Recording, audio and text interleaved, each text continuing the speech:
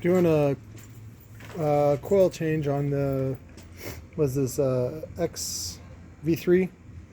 One of the pains in the butts, I charge $50 now. I do 100 for the recone, even when they give me the recone kit. Again, they're like JL fans. They don't know any better.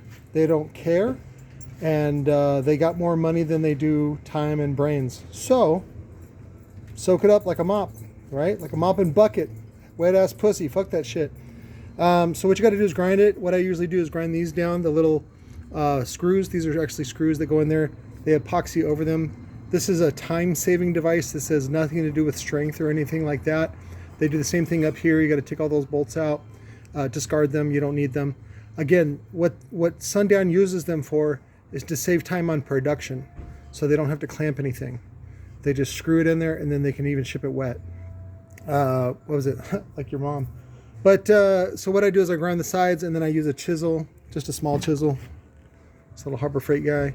And then once you get it low enough, you can just pop one out, and then you do the other one. And then what you do is go back and grind it like normal. So, and then they provided the kit, which I think they got from like Apex. And then I charge them an extra $50 to clean this. So it's actually $150 is what I charge on that. And that's what you should be charging. And then I'll clean up the whole thing and put the Sundown cap on it and stuff like that.